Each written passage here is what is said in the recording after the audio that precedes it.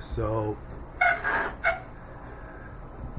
I am deciding I am going to be talking about the Holy Grail and how that is the most important thing to be focused on and to want to achieve, and how I found that out through finding the enlightened ones and finding out that they are the ones that have achieved the Grail.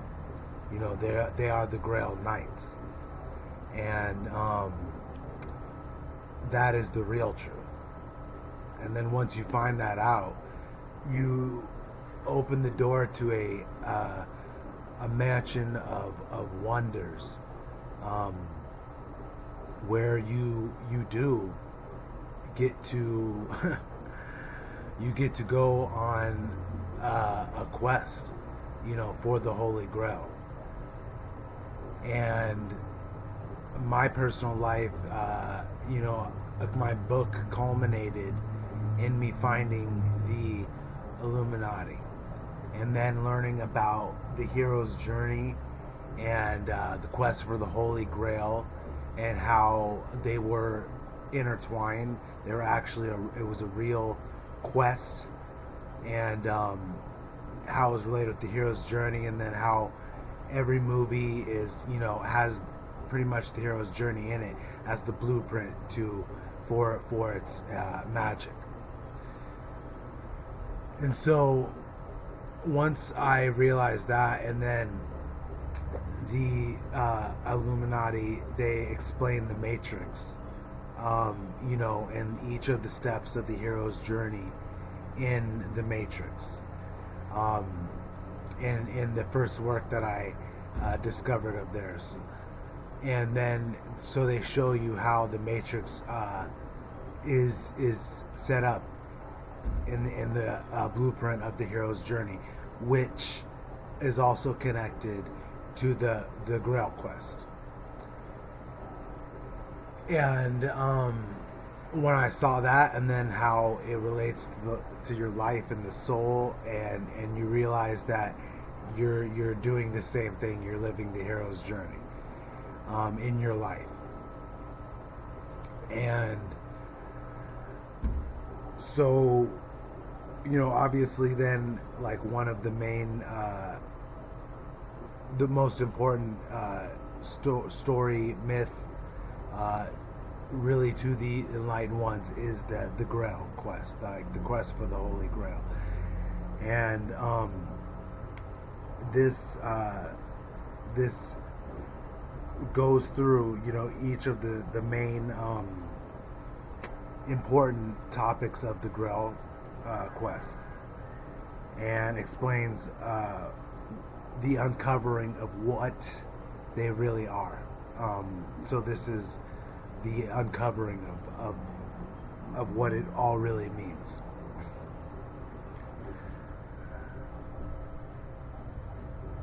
The wasteland. The code. Amfortast, the Grail King, equals the Grand Master of the Illuminati.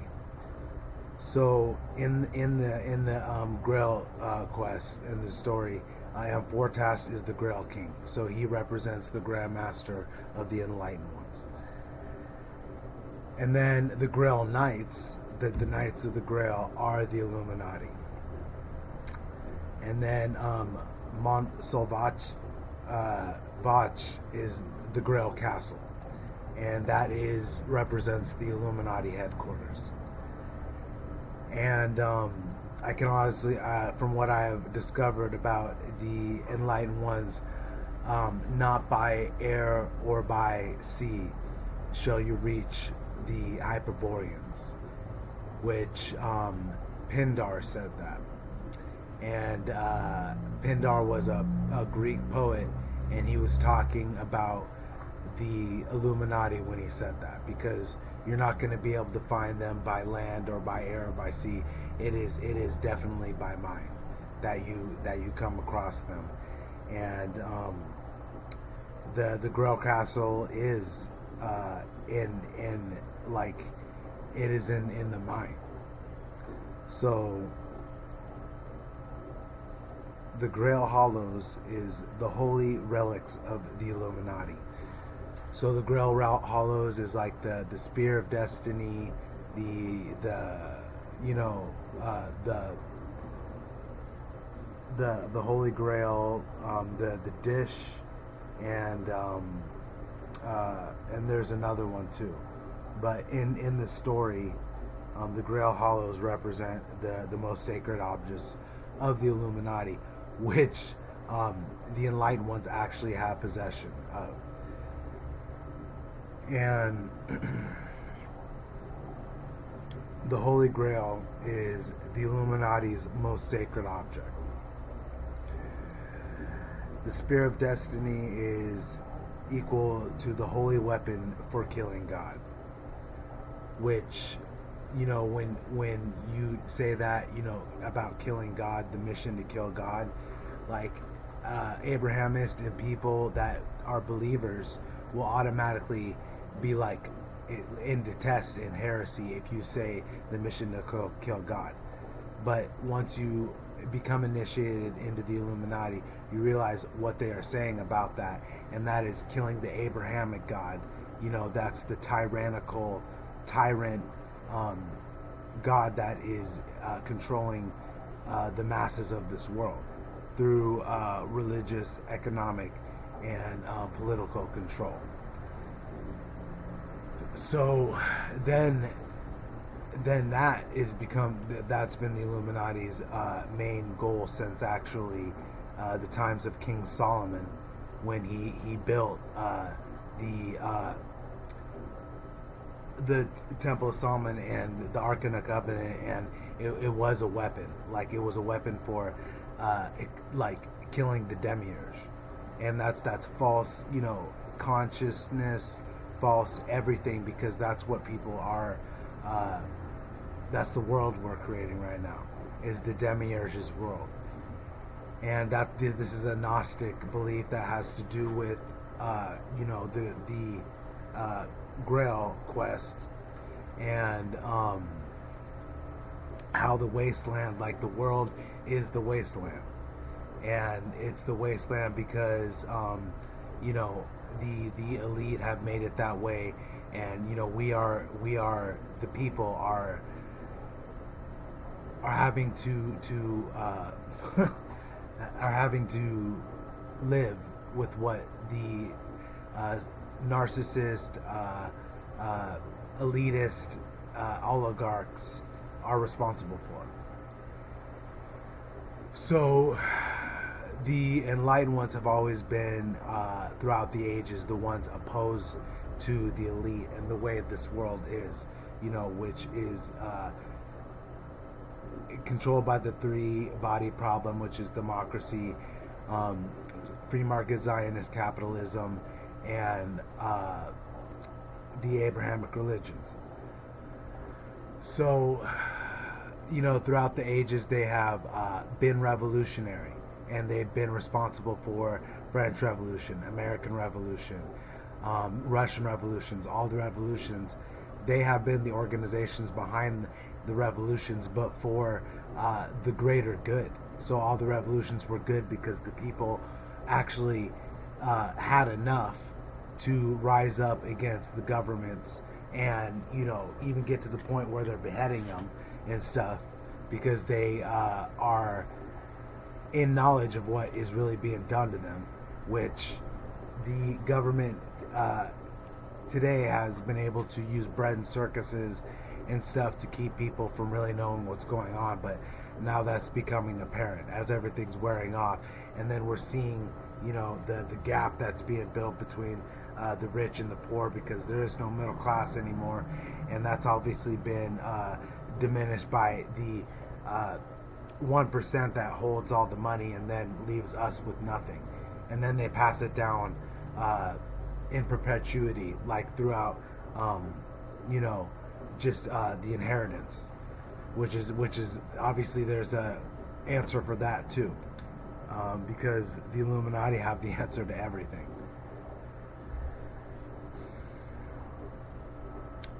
So the wasteland equals the world. The wound that never heals is the fractured human psyche, which is it's like very clear that that's what's going on in this world. Is the psyche is fractured, the mind is fractured in so many different ways, and the unity, there's no unity at all with families, with governments, with religions, with different countries. Like right now, there's actually no unity at all. Like I mean, so that is what obviously the sacred mission has always been, is to kill what is being responsible for all this. And so that's why the Illuminati are actually the real assassins. Like Assassin's Creed, they are actually real. And this is actually what's really been going on. That's why Assassin's Creed is a disclosure game. Except the Illuminati, which is a real organization, are the assassins in that game.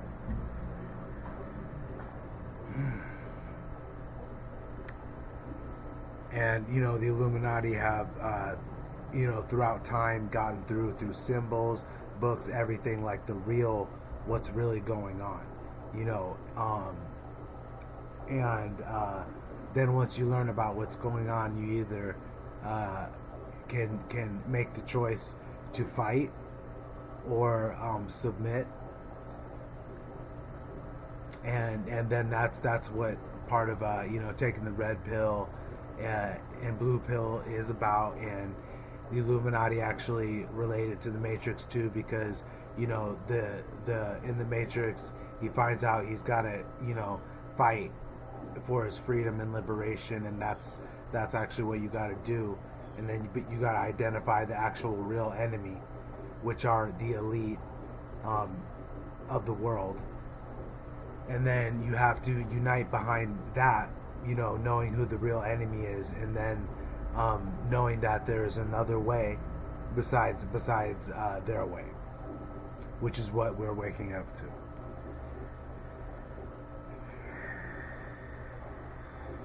So the Fisher King is he who catches souls. The Round Table is meritocracy.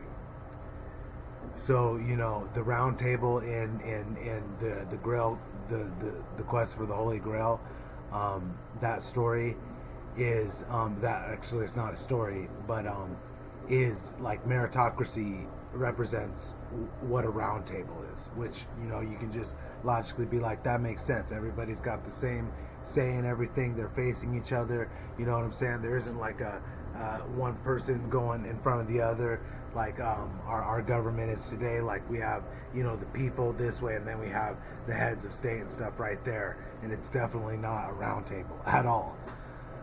So we want a meritocracy, we want a round table, and so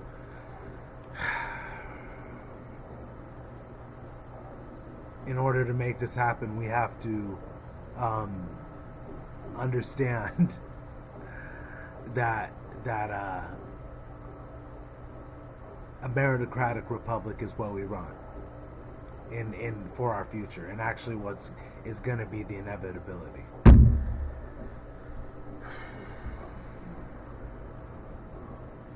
Galahad equals the finder of the Grail, the saint.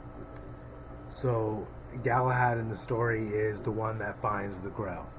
He represents the saint. So anybody that goes upon the hero's journey will take on the role as Galahad, and then you will go through your own personal hero's journey to attain the Grail. And obviously, it's not things that make easier. It makes you stronger, and that is what it's set up to do. So Parsifal equals the hero, he who embarks on the road of trials. So Parsifal, in the quest for the Holy Grail, like he is the one that goes out on the quest, and that's even why in Ready Player One, the main character's name was Parsifal, because that was like a main shout out to them actually showing what the hero's journey was and the Grail quest in that movie as well. And so, yeah, Parsifal is definitely one of the hero. Klingzor equals the magician, the enemy, lord of the dark arts, or the god of Abrahamism, or this is the demiurge. This is the false god illusions, keeping you from what is actually real, what's really going on. It is the devil, meant to make you misperceive, there's going to be miscommunication, misunderstanding, misinformation, false light, and that is what keeps you in a cycle. So Klingzor in the story equals this is the dark magician that you are up against, because that's what this whole world is up against, is the dark magicians, the ones that have pulled the illusion over our eyes and made us dance to their tune. So now it is definitely time not to be dancing to their tune, and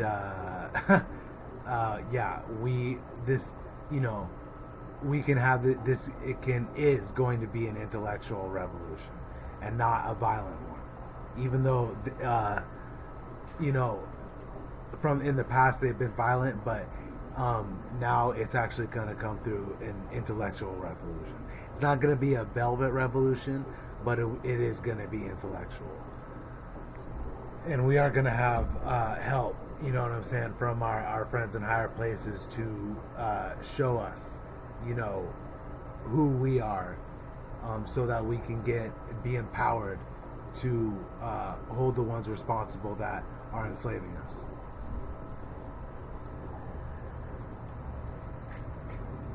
Kundry, the first sorceress, first she-devil, or Hell's Rose, the temptation.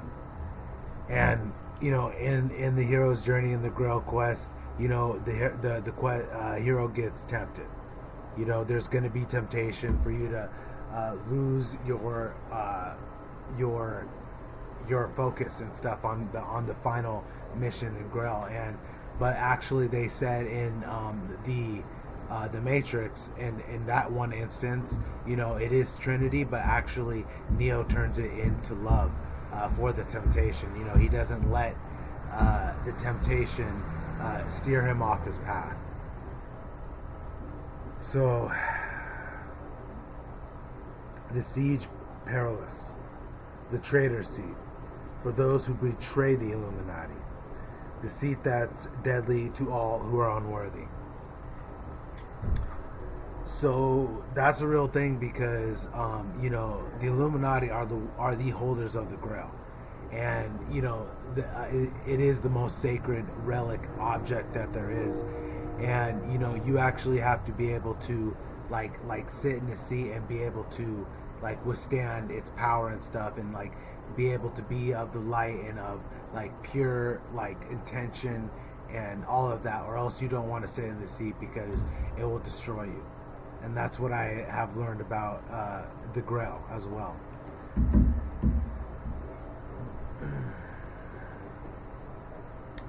Simon Magus equals the divine who gave the Illuminati the most precious object in the world, the Holy Grail itself.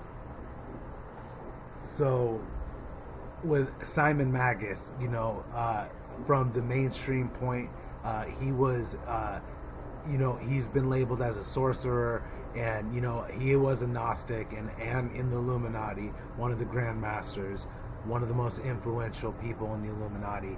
but the world that we live in, which is the Abrahamic world, condemns Simon Magus because his message was for actual self deification, and that's why he was condemned, and he actually achieved that too. So that's why, but they don't want people to knowing about self deification and becoming God. So that's definitely why the powers that be now eliminated that out of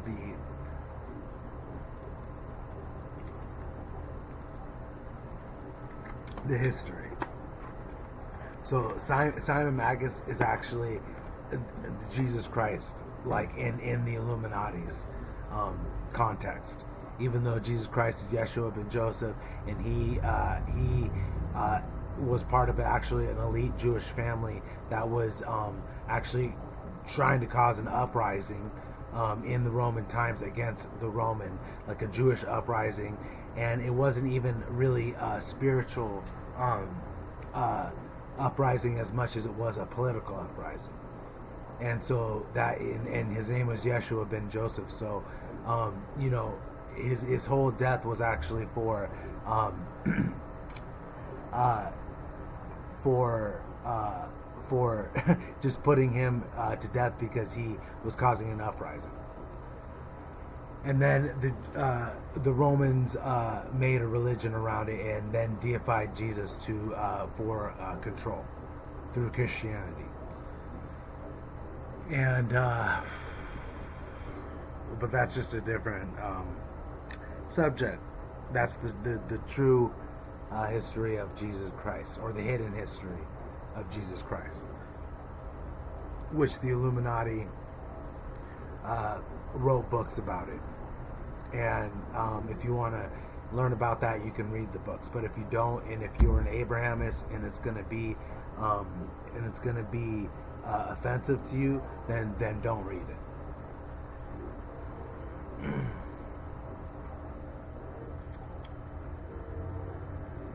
The soul camera equals the camera that takes a picture of the human soul.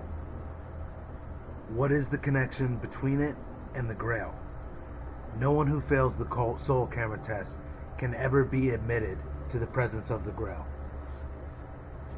And that is really the secret of the Grail and the Illuminati, is the soul camera. And just from what I've learned, and then like from back in 2016, I learned about the soul camera, and just understood the Illuminati were gonna write a book about it. But then I realized that their whole work contained the what is contained in the soul camera, and it's you being able to see your whole lives and what you've done, what I'm saying, weighing your heart on the feather with the scale, on the scales of Mott, and then actually being able to be in the presence of the Grail and not be destroyed by it. And so that's what the soul camera is. So if you're on the quest, you should know that is what you will have to face in order to attain access to the Grail. Interested in the Illuminati? Study the coded Arthurian romances. Go and see Wagner's Parsifal. Study the Pied Piper of Hamlet. Go and see Goethe's Faust. Study Dante's Divine Comedy. Go and see Tarkovsky's Stalker. Embrace the light. Walk the path of truth. The hardest path of all. The path that questers of enlightenment must take. So right there, it just gives a little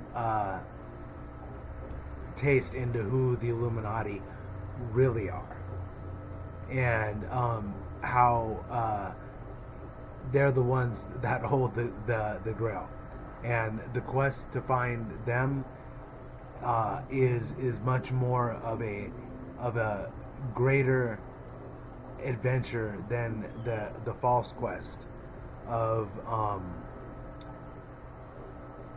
thinking that the Illuminati are the bad guys,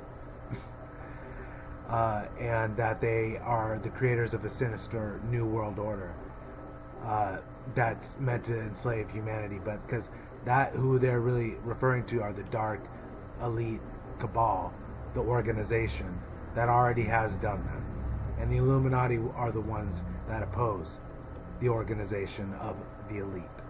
So that is the real war going on.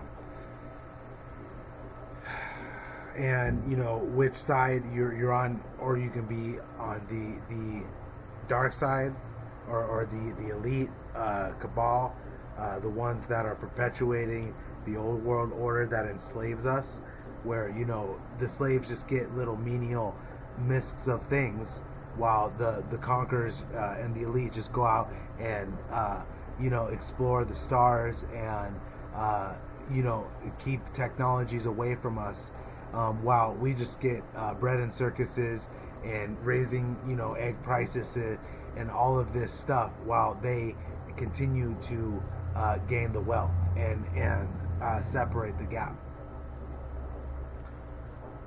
So the only way that is going to stop is that we, the people, wake up and demand something different, and that actually can come through and will come through illumination, meritocracy, and social capitalism.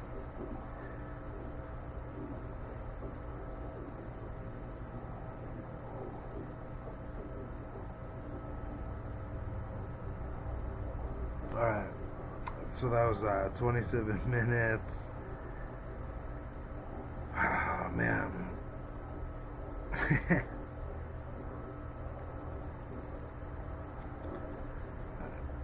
That's it for now. Till next time.